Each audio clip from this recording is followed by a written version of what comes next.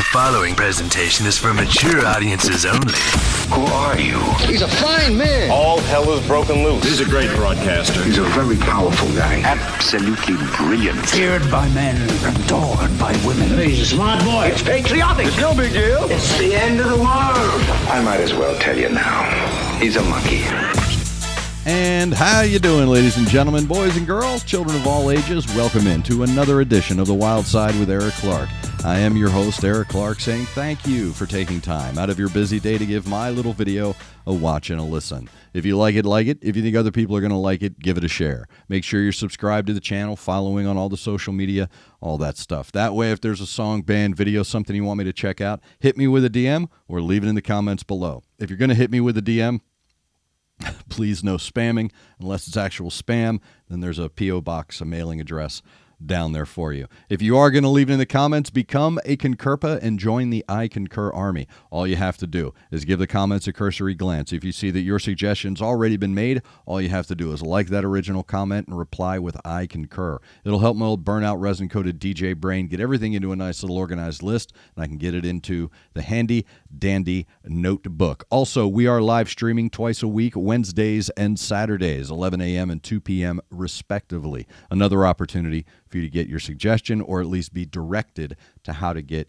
your suggestion to me. Now, if you would like to help the channel grow, become a Patreon member. That link is down there as well. Anything you contribute to the channel goes right back into providing you with more and better content. Before we get started in today's video, I do want to say thank you to Connect 200, Music to See, and Aunt Betty's Nut Butter. Today's video is coming via suggestion of two videos I had done previously, where it's kind of like a Reese's peanut butter cup where I'm taking the band of one and the singer from another. And hey, did you know they did this song? So I made a comment about NOORA LOUHIMO sounding a little bit like Janis Joplin. So somebody said, dude, you got to check out Steven SEAGULLS and their version of Piece of My Heart. So today on the Wild Side, we are checking out NOORA LOUHIMO, and I hope I'm saying that correctly. Let me know down below. And Steven SEAGULLS and their version of Piece of My Heart, the old Janis Joplin Big Brother and the Holding Company track. So let's check it out.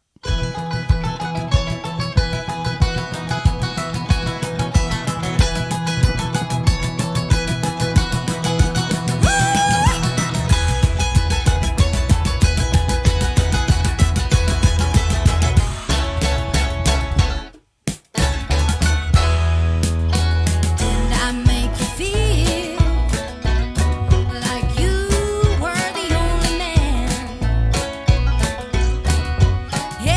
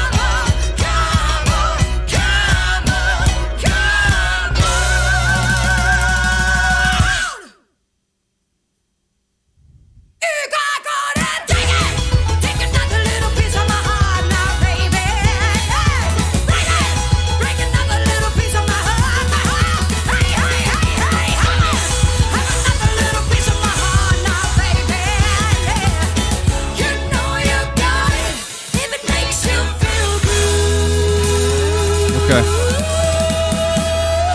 All right. It takes a full listening to that. Well done, Nora Luino and Steven Seagulls with "Piece of My Heart," the Janis Joplin Big Brother and the Holding Company classic. I said it in a previous video, and I'll say it here emphatically.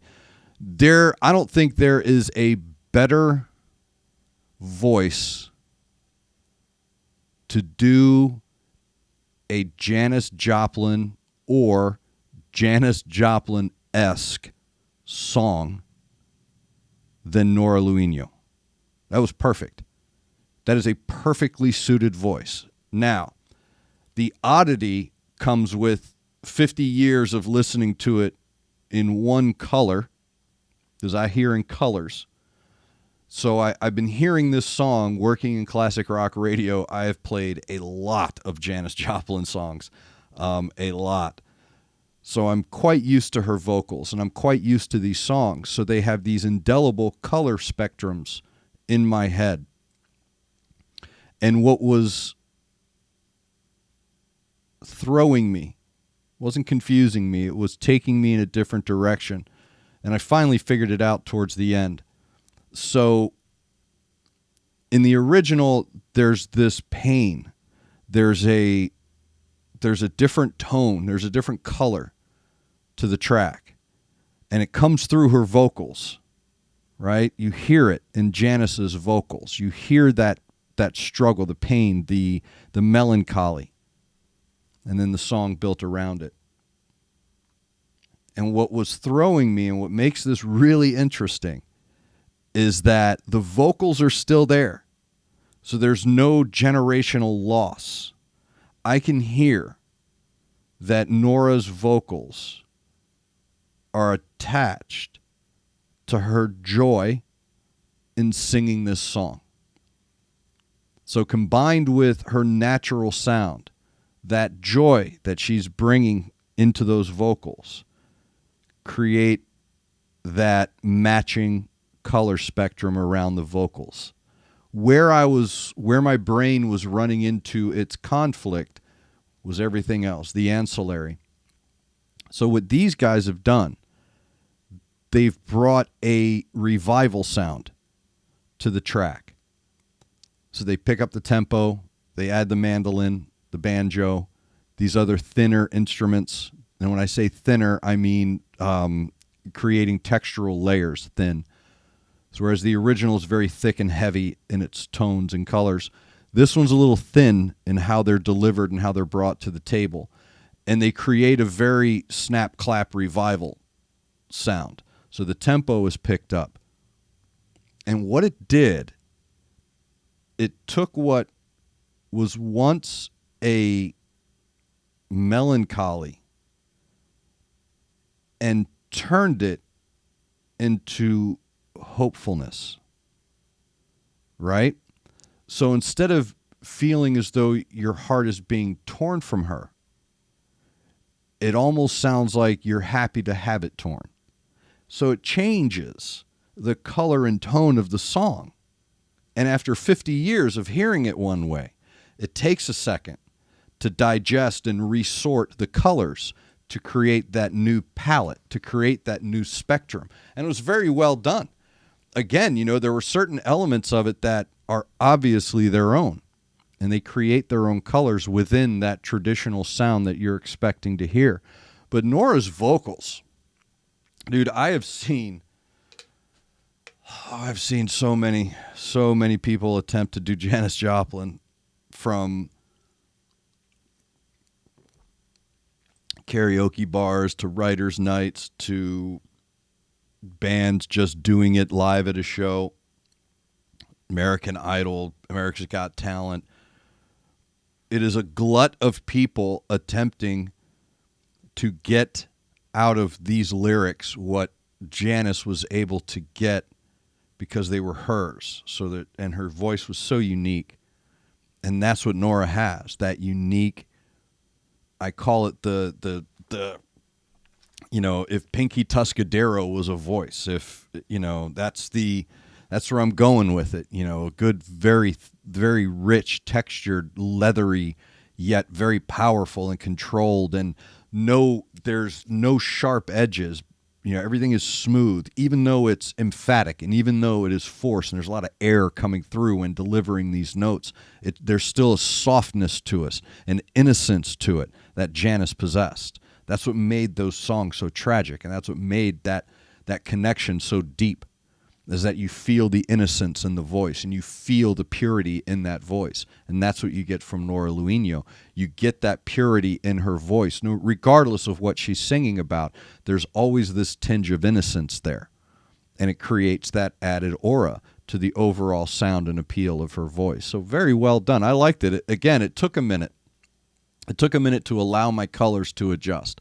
But once they adjusted, there were a couple of moments where the hair on my arms was standing up because they were creating this really cool, new, unique sound within something traditional that I had already set in my brain. So well done. Steven Seagull's always, going all the way back to Thunderstruck. And I love when people do, hey, have you heard of Steven Seagull's? Yes, dude. Yes. Everyone who worked in rock radio heard about Steven Seagull's the minute that video went viral. The minute the Thunderstruck video, the minute you wanted to start passing that video around, every DJ at every rock station had already been sent a link. Have you checked this out? So we're very familiar with these guys, very familiar with them. They're brilliant in how they're able to own modernity while embracing tradition. So they're very good at that. So they always impress me. And every time I've listened to, whether it's Battle Beast or Noora doing something solo, always impressed, man. Always impressed with her vocal range and her ability to really, again, bring the velvet hammer, if you will, to the room. So she's really good at that. Very talented, very well done. She understands her instrument. She plays it very well, controls it very well. And that is a great example of her control, because that's an SM7 right there that she's singing into, and those are not forgiving. So she's really good at controlling that stuff in a live setting as well. So very impressed, always impressed by Steven Seagull's. Thank you very much for the suggestion coming from our live chat. And like I said, the Reese's, you got your Steven Seagull's in my Battle Beast. You got your Tarja in my Noora. Oh, that sounded bad. I'm so sorry to everybody involved. So, yeah, thank you very much for that suggestion. Again, if you have a suggestion, make sure you're linked up with me on social media or you are subscribed to the channel. Join us on the live streams Wednesdays, 11 a.m., Saturdays, 2 p.m., or become an official CONCURPA and join the Patreon. Everything is linked down below. Thank you to Connect 200 Music to See and Aunt Betty's Nut Butter. Thank you to all of you for taking time out of your busy day being awesome to give my little video a watch and a listen. Make sure you're looking out for each other. Make sure you're looking out for your neighbor. Try to do at least one good thing a day. I am Eric Clark. You are the best darn subscribers in the world, and this has been The Wild Side.